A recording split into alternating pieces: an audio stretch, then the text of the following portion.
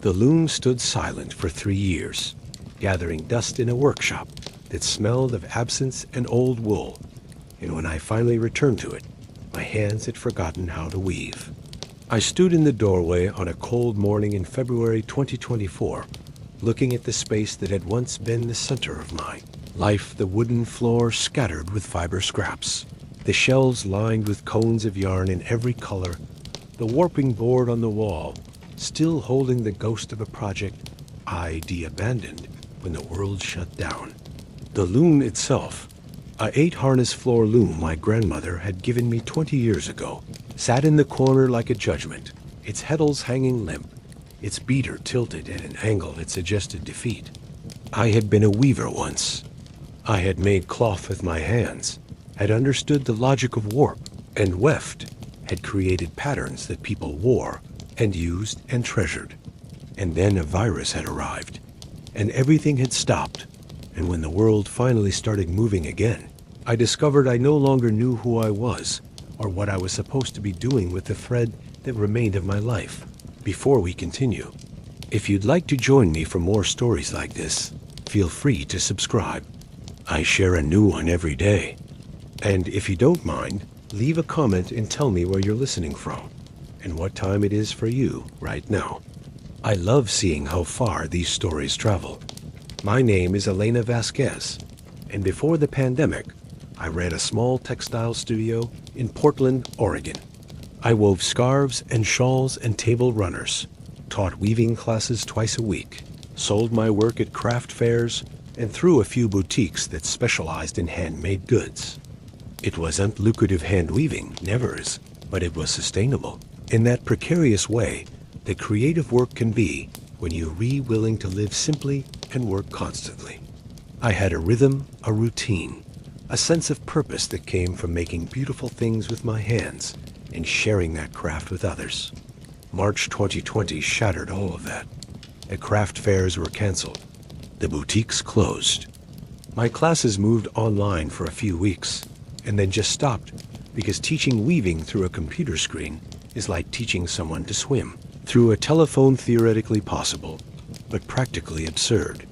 The students needed to feel the yarn, to understand tension by touch, to make mistakes with their hands, and learn from the physical feedback of the loom. A video call couldn't replicate that. I tried to adapt. I posted videos on social media, showing my process, hoping to build an audience that might buy online. I offered virtual consultations for people setting up their own looms.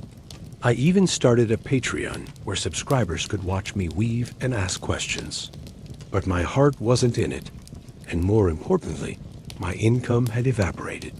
By June, I'd blown through my savings. By August, I'd taken a job doing data entry for an insurance company, work I could do from home. Work that paid the bills but felt like dying slowly, 8 hours at a time. The loom sat unused. At first, I told myself I'd get back to it on weekends, but weekends came and went, and I couldn't bring myself to thread the heddles or wind a warp. The creative part of me had shut down, gone dormant like a plant conserving energy through winter. Except winter kept lasting, month after month, and I began to wonder if spring would ever come. I wasn't alone in this. Everyone I knew was struggling in their own way. My friend Marcus, who ran a pottery studio, had pivoted to making hand sanitizer dispensers, ceramic vessels, for a substance that symbolized our collective terror. My sister, a professional violinist, was doing virtual performances to empty living rooms, trying to maintain technique while waiting for concert halls to reopen. We were all in suspended animation, maintaining the forms of our lives while the substance drained away. The isolation was the worst part. I lived alone in a one-bedroom apartment, and suddenly alone meant truly alone. No classes to teach, no markets to attend, no casual interactions at the grocery store beyond frightened nods from behind masks. I video called my parents in New Mexico every Sunday, watched my mother's face on a screen, and felt the inadequacy of the connection. Screens were everywhere, mediating every interaction, flattening every relationship into pixels and compression artifacts. By 2021, I'd stopped calling myself a weaver. I was just someone who used to weave past tense, a former practitioner of a craft that no longer seemed relevant in a world where people were dying by the thousands, and the economy was collapsing, and political chaos was accelerating. Who needed hand-woven scarves when the air itself might kill you? Who cared about craft when civilization felt like it was fraying at the seams? I got vaccinated in March 2021, and then again, and then boosted. And slowly the world began to open up again, tentatively, inconsistently. Restaurants reopened with outdoor seating. Stores removed their capacity limits. Masks became optional, then recommended, then political statements rather than public health measures. Life was supposed to return to normal, except normal had been gone so long that no one could quite remember what it looked like. I kept the data entry job. It was stable, predictable, required nothing of me emotionally. I showed up virtually at 9, logged my hours, logged off at 5, and spent my evenings watching television or scrolling through social media, consuming content the way you consume empty calories, filling time without nourishing anything. The loom sat in the corner of my apartment, a monument to a person I used to be. By late 2023, something was shifting in me. I can't point to a specific moment or catalyst, but I became aware of a restlessness, a dissatisfaction that went beyond the general malaise of post-pandemic existence. I was surviving, but not living. I was maintaining, but not growing. The data entry job, which had seemed like a lifeline in 2020, now felt like a cage I'd built for myself, comfortable and suffocating. I started having dreams about weaving. Not symbolic dreams, literal ones, where I was at the loom, throwing the shuttle, watching patterns emerge from chaos.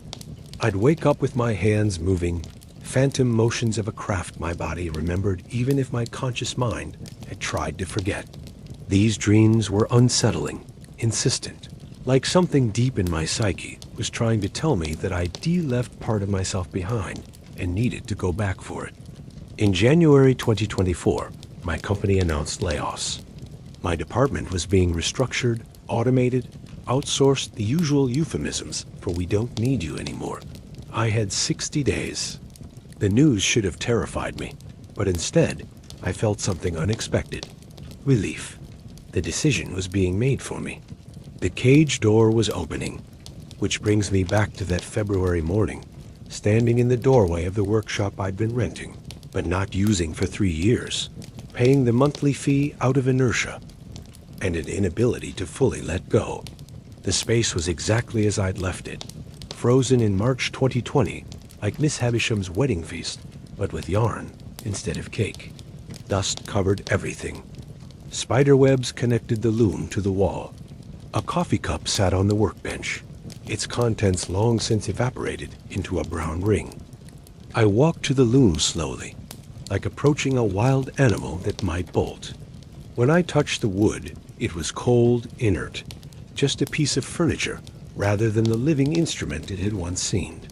I sat on the bench, positioned my feet on the treadles, and tried to remember. My body knew the posture, the alignment, but the sequence of movements, which treadles to press, when to throw the shuttle, how to maintain even tension, all of that had become foggy, uncertain. I had been a weaver. Could I become one again? Or had too much time passed, too much changed, too much been lost? The question hung in the dusty air as I sat at the silent loom, and I realized that answering it would require more than just relearning technique.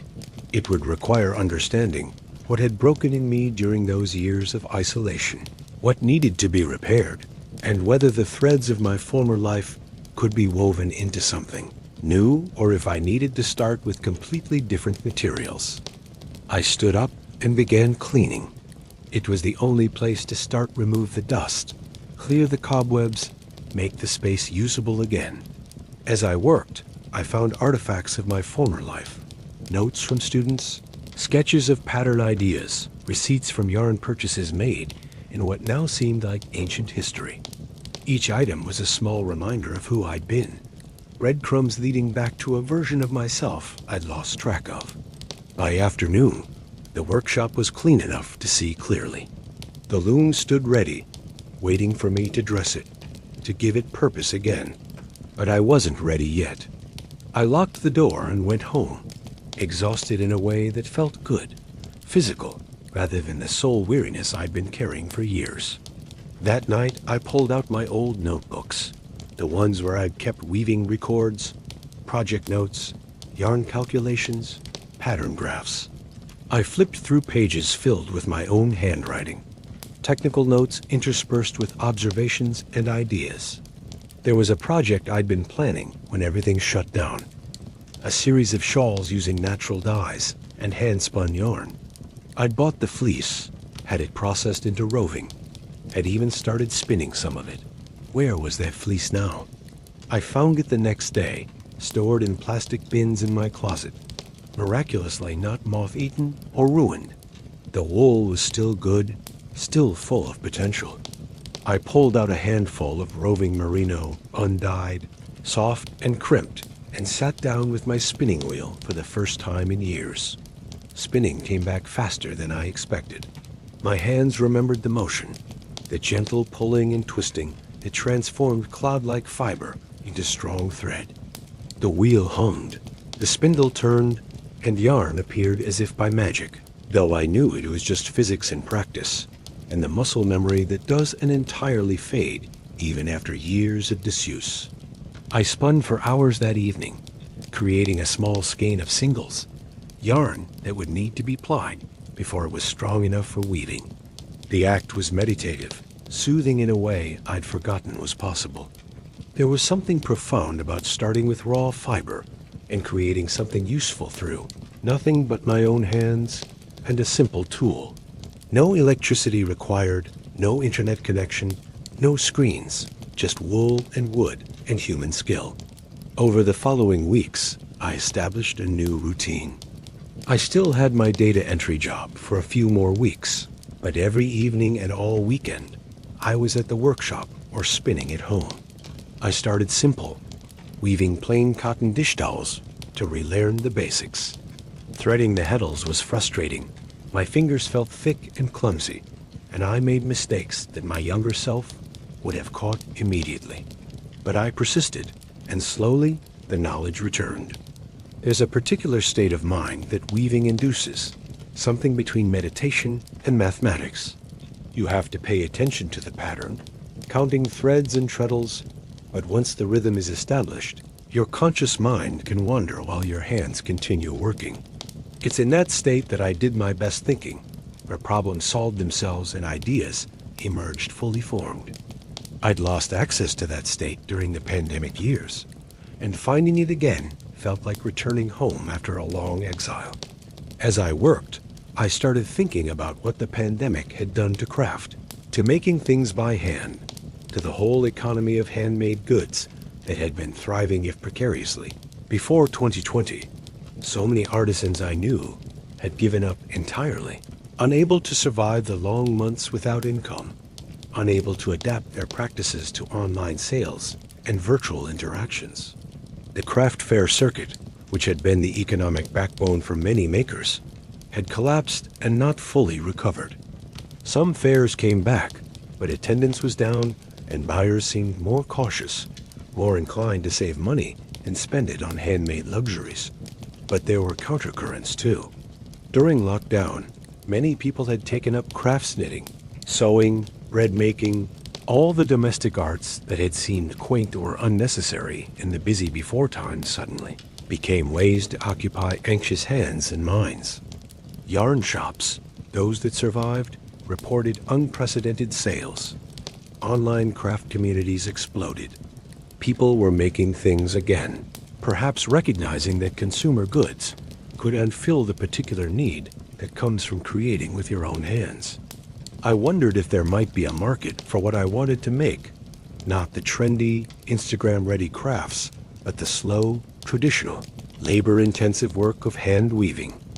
It seemed possible that the pandemic had shifted something in the collective consciousness, made people more aware of of where things came from, more appreciative of objects made with care and attention rather than mass-produced in factories overseas. My last day at the insurance company was in March 2024, 4 years almost to the day after the pandemic had started. They gave me a severance package that would cover my expenses for about 4 months if I was careful. 4 months to figure out if I could make weaving work again, or if I'd need to find another soul-crushing but stable job. I decided to treat those 4 months as an experiment.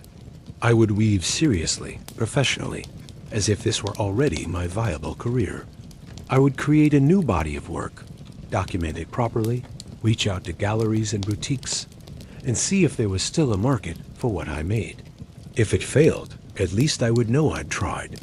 If it succeeded, I'd have my life back. The first challenge was deciding what to make.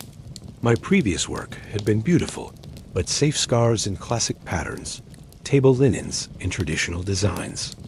Nothing wrong with that, but also nothing that would make someone stop and reconsider what hand weaving could be. I wanted to make something that reflected what I'd been through, what we'd all been through, something that spoke to rupture and repair, isolation and connection, the way we'd all been broken and were trying to piece ourselves back together. I started experimenting with intentional flaws, with disrupted patterns, with threads that didn't quite match, with sections where the weaving became loose or irregular before tightening up again. In traditional weaving, these would be mistakes, signs of poor craftsmanship.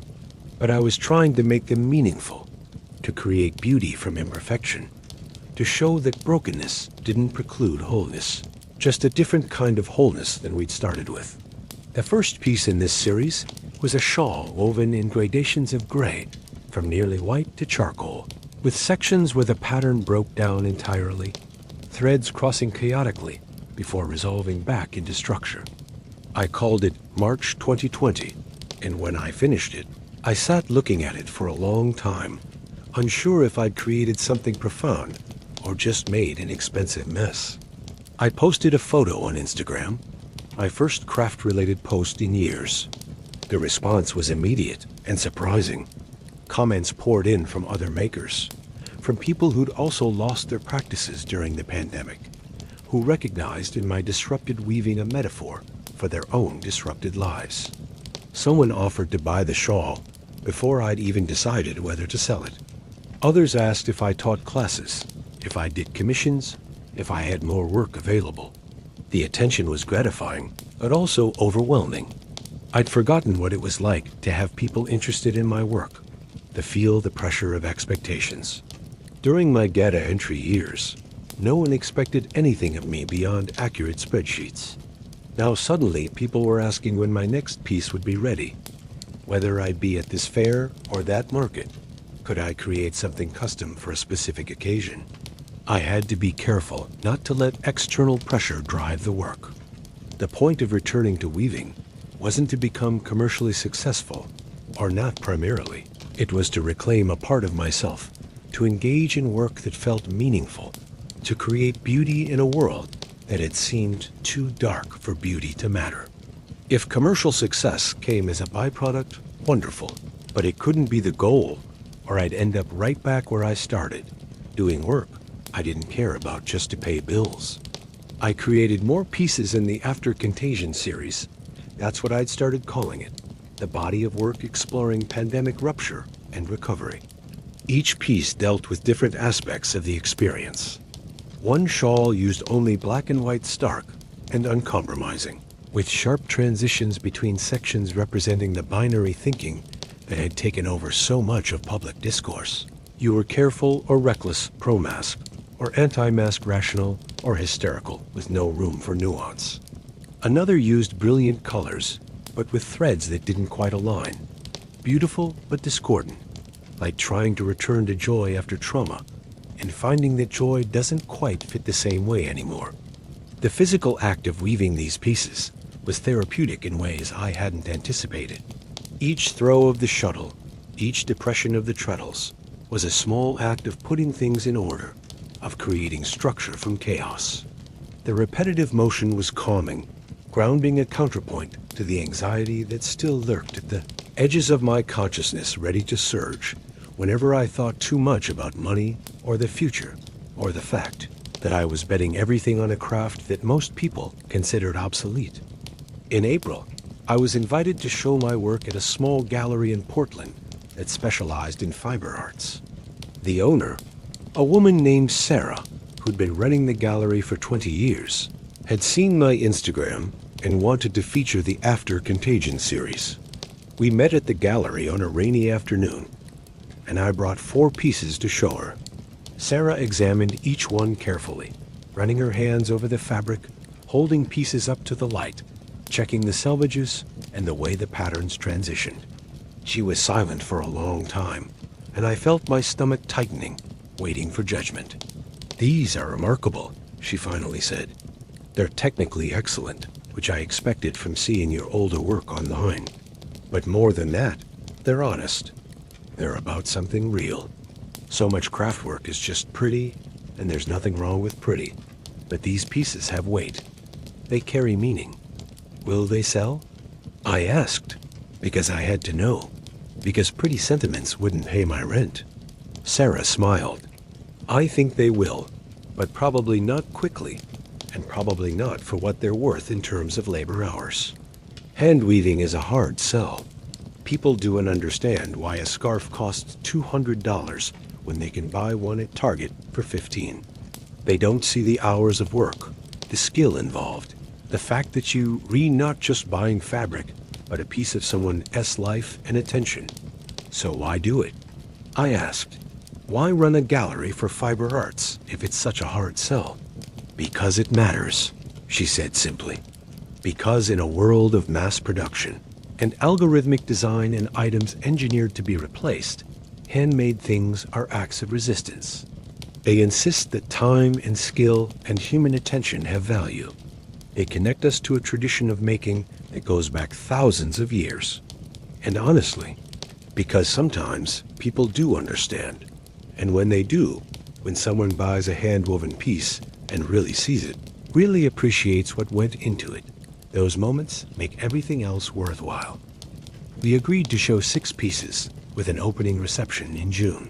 Sarah would take a 40% commission on anything that sold, which was standard for galleries.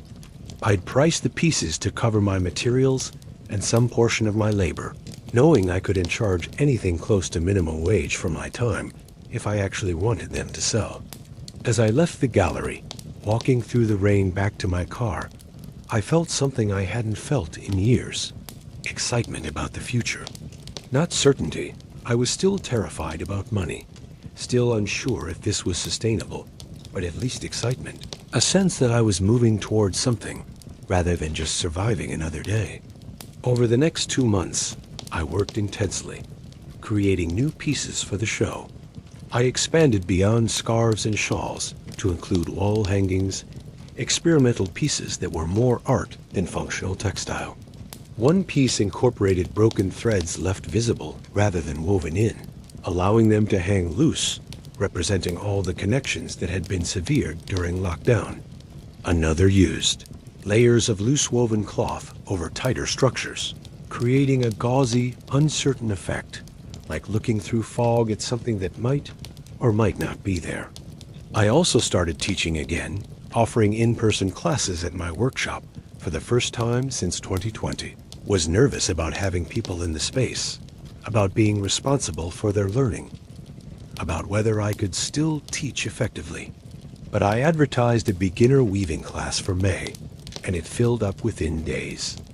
The students were a mixed Group 2 retirees, a college student, a woman my age who'd been wanting to learn weaving for years, and a man in his 30s who said he needed something to do with his hands that was untyping or scrolling.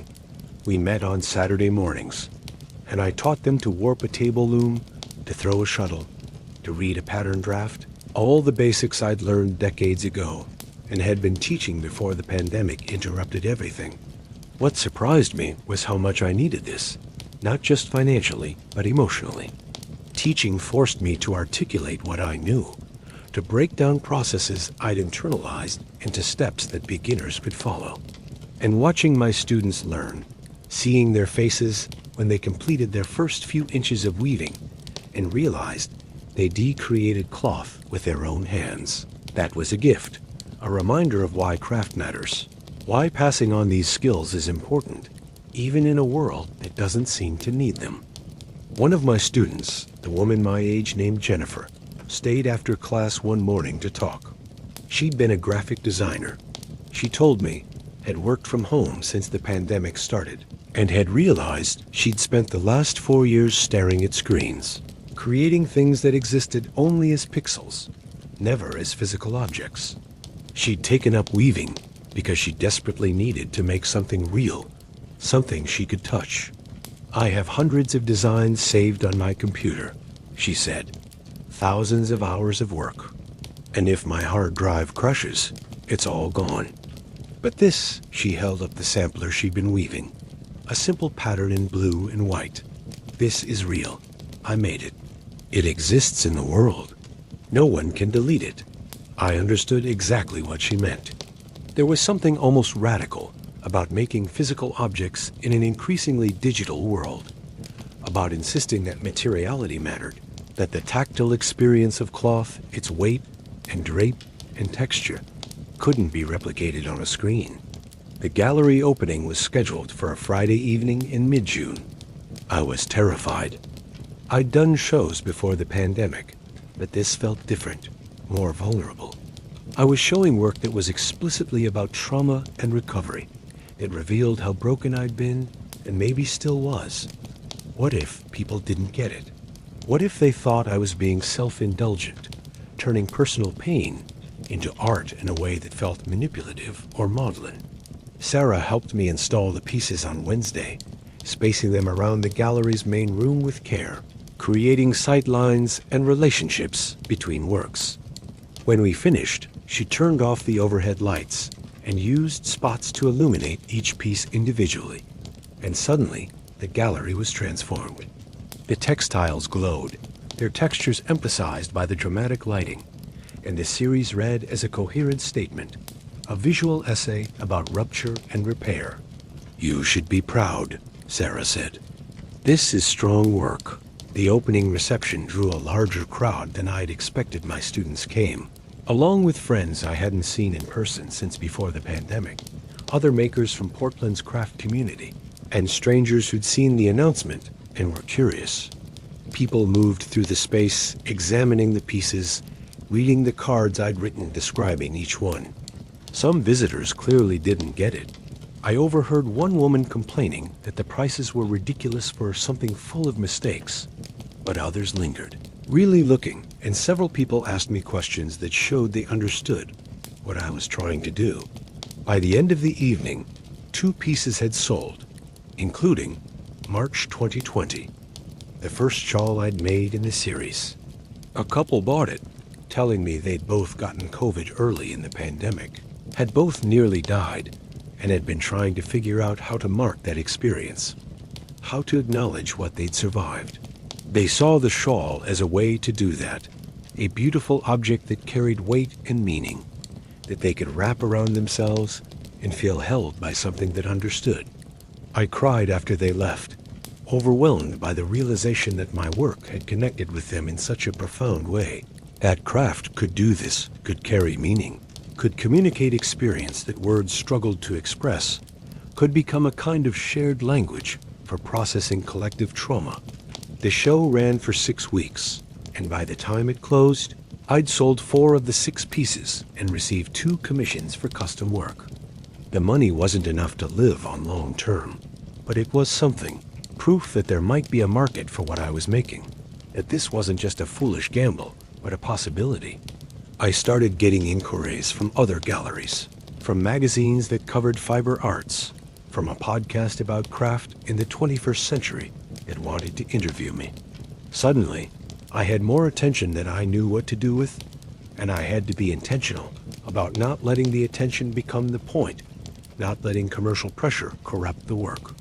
Throughout all of this, I continued teaching, continued taking on students who wanted to learn not just weaving, but what weaving represented: patience, attention, the willingness to work slowly on something that might not succeed. The acceptance that mistakes are part of the process, and sometimes the most interesting parts. My workshop began to feel like a community again, a place where people gathered not just to learn technique, but to share the experience of making, to exist together in physical space, doing work that required presence and focus. By fall 2024, I was weaving full-time again, supporting myself through a combination of selling finished pieces, taking commissions, and teaching classes. It wasn't lucrative. I was making about what I'd made at the data entry job, maybe a bit less, but it was sustainable, and more importantly, it was meaningful. I woke up each morning knowing what I was working toward, excited about projects in progress, engaged with my work in a way I'd thought I'd lost forever. The pandemic had broken something in me, had severed my connection to my craft and my sense of identity. But the breaking I was discovering had also opened up possibilities.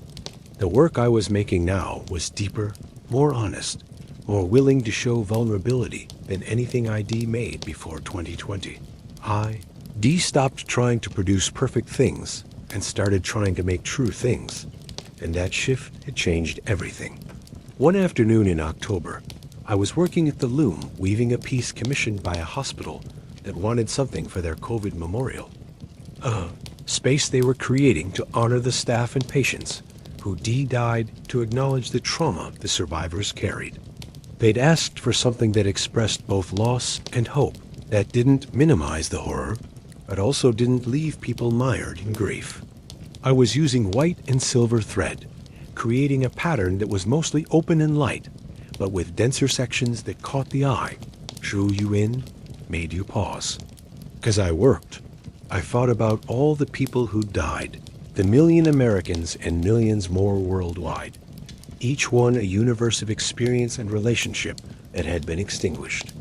I thought about the healthcare workers who'd kept showing up day after day, watching people die, unable to save them, carrying that weight even now.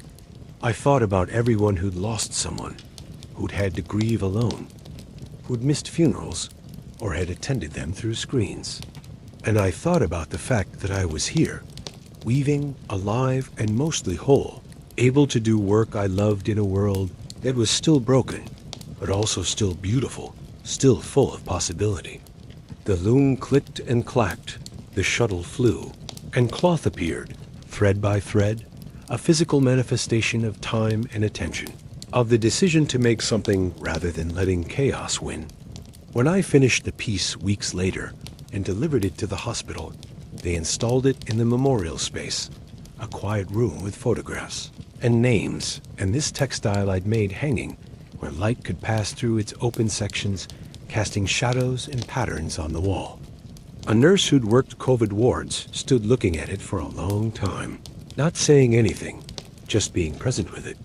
And when she finally turned to me, her eyes were wet. "Thank you," she said simply, and I nodded because there was nothing to say that wouldn't diminish the moment. This is what cloth can do, what craft can do. It can hold space for experiences too large or too painful for words, can create objects that carry meaning without insisting on specific interpretation, can connect people across divides of experience by offering something tangible that says, "I see you. I acknowledge what you've been through. You're not alone." As 2024 moved toward 2025, I found myself thinking about the future differently than I had in years. During the pandemic, the future had seemed impossible to imagine, a void that I couldn't see past, couldn't plan for. In the years immediately after, the future had seemed like something to survive, to get through, a series of obstacles to navigate. But now, for the first time since 2020, I could imagine a future that wasn't just survival, but growth, possibility, continued development of my work and my craft. I started planning a new series, this one not about the pandemic itself, but about what comes after, about the slow work of rebuilding, about finding beauty in the repaired rather than the pristine. I was influenced by kintsugi, the Japanese art of repairing broken pottery with gold, making the breaks visible and beautiful rather than trying to hide them. I wanted to do something similar with weaving incorporating visibly mended sections, using different materials to mark repairs, creating pieces that celebrated the fact that they'd been broken and put back together. The technical challenges were significant. How do you break weaving intentionally in a way that looks deliberate rather than accidental? How do you repair cloth so the repair is obviously repair, but also beautiful, integrated into the piece rather than looking like a band-aid slapped over a wound? I experimented with different approaches, made a lot of pieces that didn't work, slowly figured out techniques that did what I wanted them to do. One breakthrough came when I started incorporating other materials, leather cord, metal wire, even plastic filament to do repairs, using materials that contrasted sharply with the woven cloth, but also brought their own beauty. A section of wool weaving repaired with copper wire created a striking visual effect, the metallic thread catching light differently than the matte wool, marking the repair while also making it a feature rather than a flaw. I showed some of these experimental pieces to my students, and one of them, a young man named Alex, who'd taken up weaving after dropping out of tech work, said something that stuck with me. It's like you re-arguing that being broken is part of being whole, that you can't really understand wholeness without brokenness. He was right, and I hadn't fully articulated it to myself until he said it. The pandemic had broken all of us in different ways, had shattered assumptions and relationships and routines we built our lives around. We couldn't go back to who we'd been before that innocence or naivete, or whatever you want to call it, was gone. But we could move forward as people who'd been broken and repaired, who carried visible scars, but also the knowledge that we'd survived, that we could be shattered and still become whole again, just in a different configuration. This understanding became the foundation of my work moving forward. I wasn't trying to recreate what I'd lost or return to some previous state. I was trying to build something new from what remained, incorporating the breaks and ruptures as part of the structure rather than flaws to be hidden or overcome. By early 2025, I had enough work for another show, this one focused entirely on the repair series. Sarah's gallery agreed to feature it, and we scheduled an opening for March 2025, 5 years exactly after the world had shut down. The symbolism wasn't lost on either of us half a decade after the break. Work about the repair. As I prepared for that show, I found myself reflecting on what weaving meant to me, why I'd been willing to risk financial security to return to it, what I was really doing when I sat at the loom. On the surface, I was making cloth scarves and shawls and wall hangings, functional objects and decorative ones. But below that surface, I was engaging in something older and deeper, something that connected me to thousands of years of human history, to every weaver who'd ever sat at a loom and created fabric from thread. Weaving is one of humanity's foundational technologies. Before we had writing, before we had cities, before we had agriculture in many cases, we had weaving. We've been creating textiles for at least 30,000 years, maybe longer. The technology has evolved from basic finger weaving to backstrap looms, to floor looms, to computerized, jacquard looms, but the fundamental principle remains the same: interlacing warp and weft to create a stable fabric. Every culture has developed its own weaving traditions, its own patterns and techniques and meanings associated with cloth. Textiles have marked status and occasion, have carried cultural knowledge and family histories, have been used as currency and art and everyday necessity. The cloth we wear, sleep under, sit on, used to mark occasions from birth to death. All of it comes from this ancient practice of interlacing threads. When I was weaving, I was participating in that tradition, adding my own small contribution to an art form that spans cultures and millennia. I was also doing something more personal. I was creating order from chaos, structure from potential, something whole from disparate parts. The process mirrored what I was trying to do with my life, and maybe what all of us were trying to do as we emerge from pandemic years into an uncertain present. The second show opened on March 15th, 2025. The gallery was packed. My student base had grown. Sarah had promoted extensively, and there was media coverage from local papers and craft magazines. People moved through the space examining pieces that showed visible repairs, that celebrated brokenness and wholeness existing together, that argued through fiber and form for a different way of thinking about damage and recovery.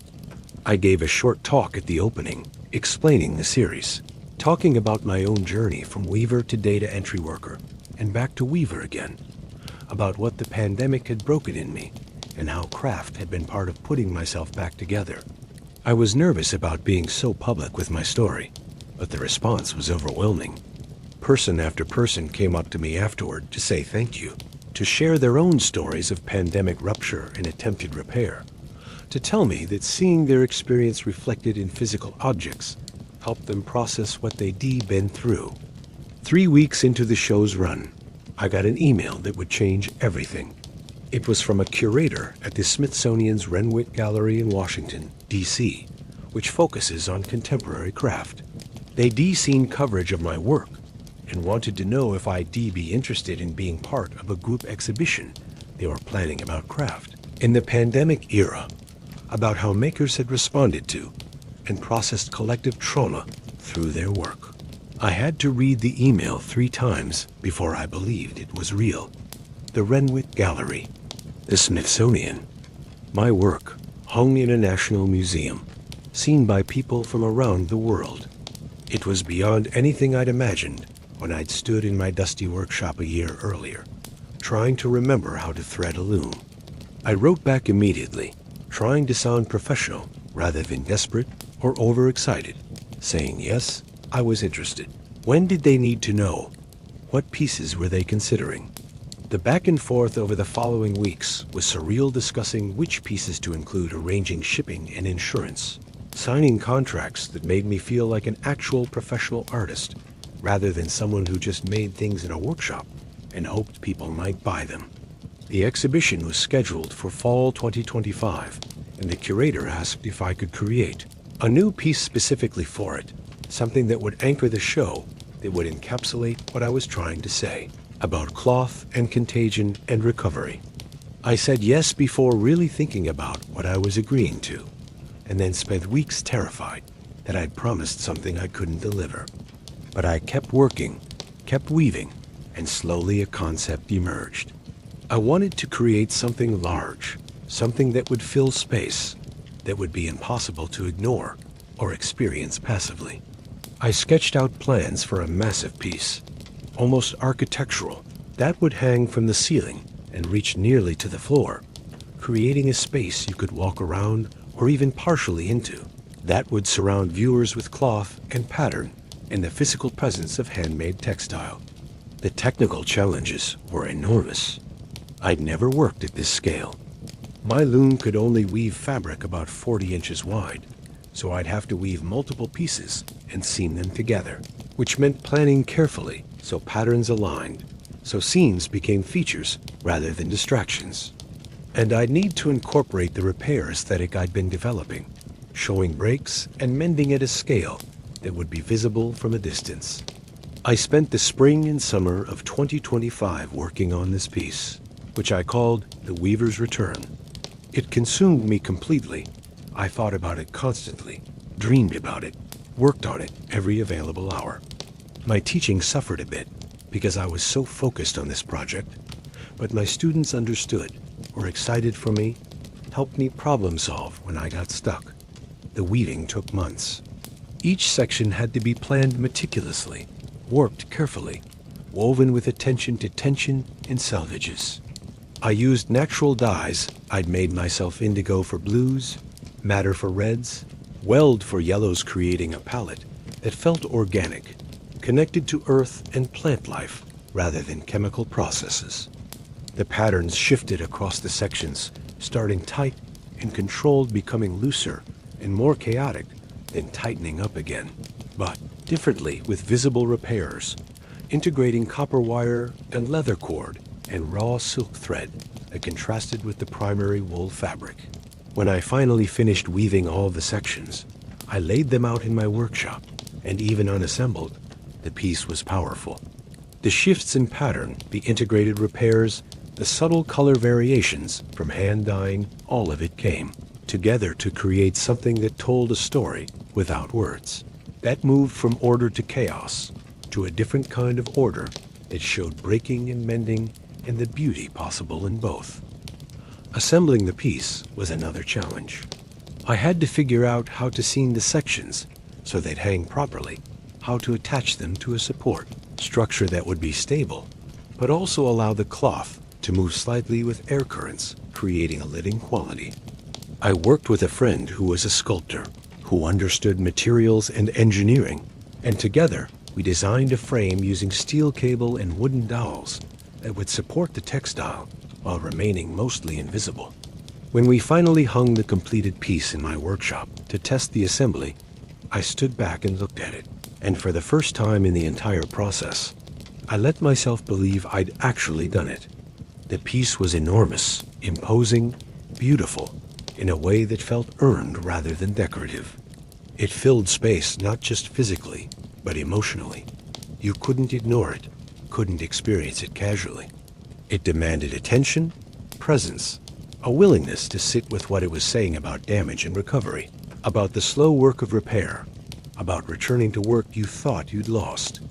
I took photographs to send to the curator, trying to capture the piece from different angles, trying to show how it changed depending on where you stood, how light moved through its more open sections and was caught by its denser areas. She responded within hours. "This is extraordinary. Exactly what we need for the show. Can't wait to see it in person." The exhibition opened in October 2025, and I flew to DC for the opening reception. Walking into the Renwick Gallery, seeing my work hung in a museum alongside pieces by other makers whose work I'd admired for years was overwhelming. The Weaver's Return anchored the main gallery space, and it looked even better there than it had in my workshop. The high ceilings gave it room to breathe. The museum lighting emphasized its textures, and the context of the other pieces around it created a conversation about craft and trauma and creativity that was richer than anything I could have achieved alone. The exhibition drew significant attention, reviews in major publications, coverage on art websites, visitors from around the country. My work was discussed in terms I'd never imagined applying to what I made theoretical frameworks about materiality and memory comparisons to textile traditions. From other cultures' analysis of how craft can process collective trauma in ways that fine art sometimes struggles to do. But more meaningful than the critical attention were the conversations I had with visitors. People who'd lost loved ones to COVID, who'd been hospitalized themselves, who de-worked in healthcare or education or service industries through the pandemic. They told me that seeing these works helped them process what they'd been through, gave them language for experiences they'd struggled to articulate. The cloth carried their stories, held space for their grief and their resilience, insisted that what had happened mattered and couldn't be forgotten. One woman stood in front of The Weaver's Return for almost an hour, not moving, just looking. When she finally walked away, she came to find me and told me her husband had died of COVID in April 2020 alone, in a hospital, and she'd never gotten to say goodbye, never got to hold him as he died. She'd been living with that for 5 years, trying to find a way to mark his death, to honor what she'd lost. Seeing this piece, she said, gave her something, not closure, because that wasn't possible, but acknowledgement. Recognition that the world had broken, and we were all trying to put it back together with whatever tools we had.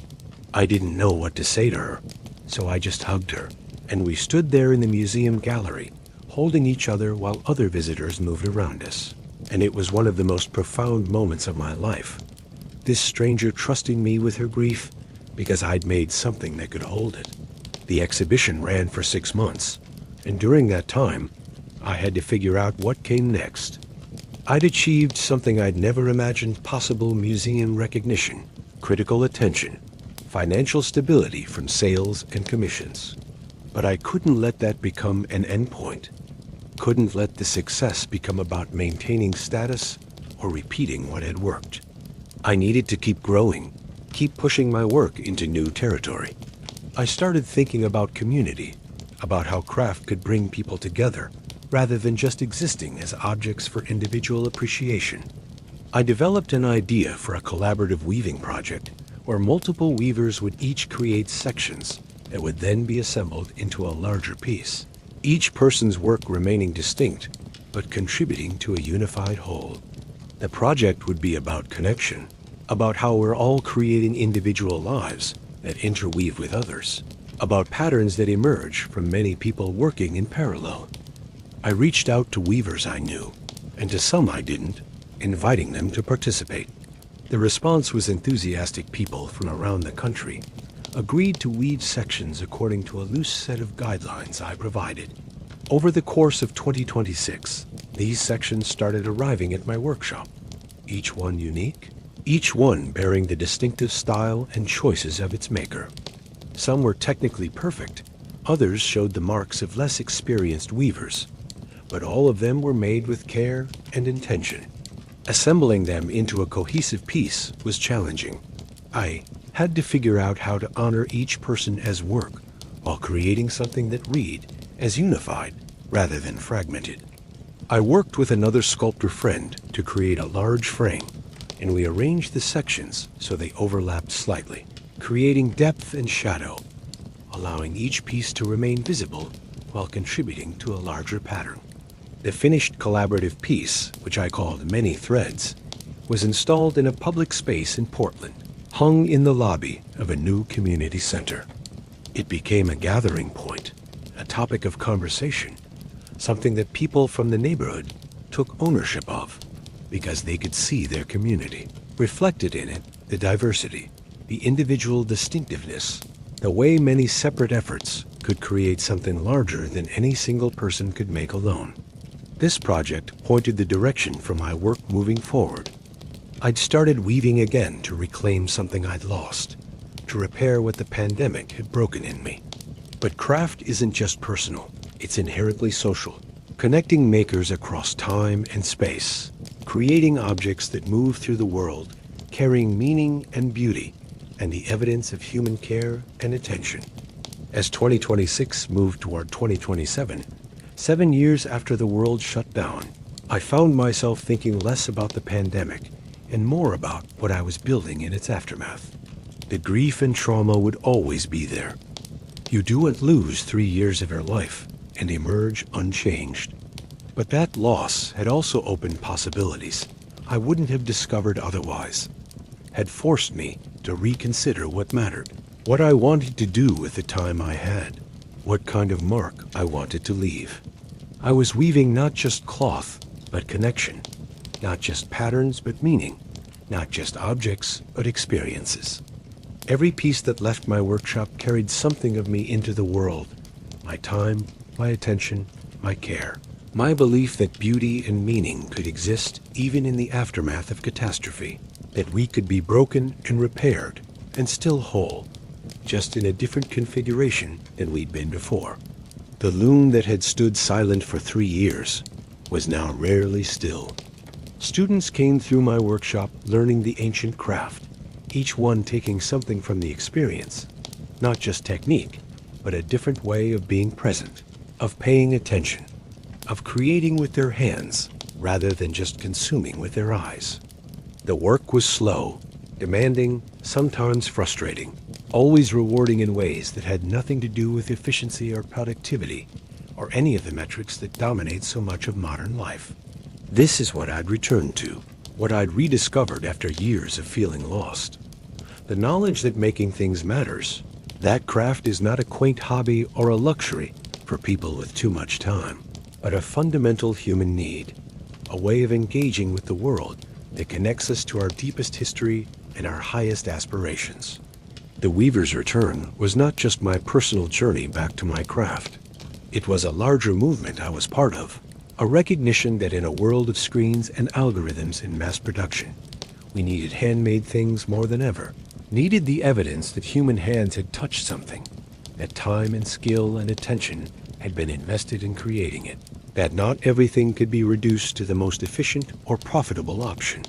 When I sat at the loom now, throwing the shuttle and watching cloth emerge thread by thread, I wasn't just making fabric. I was participating in something larger, a tradition stretching back millennia, a practice that had survived wars and plagues and technological revolutions, that would outlast me and my work, that would continue as long as humans needed to create, to transform raw materials into beautiful and useful things, to make meaning through making. The pandemic had tried to take this from me, had nearly succeeded in making me believe that craft didn't matter, that making things by hand was pointless in a world facing existential threats. But I'd found my way back, had rediscovered that craft mattered precisely because the world was broken, that creating beauty and meaning was not a luxury but a necessity, not an escape from reality, but an engagement with the deepest reality, that we are makers, creators, weavers of meaning in a universe that gives us thread and asks us to create cloth. This is what I'd learned, what the loom had taught me, what those 3 years of silence had prepared me to understand. That returning is not about going back to what was, but about reclaiming what matters and carrying it forward into whatever comes next, thread by thread, one careful interlacement at a time, creating cloth that will warm and shelter and connect us, that will carry our stories and our dreams, that will outlast us and speak of who we were and what we made and why it mattered that we were here at all.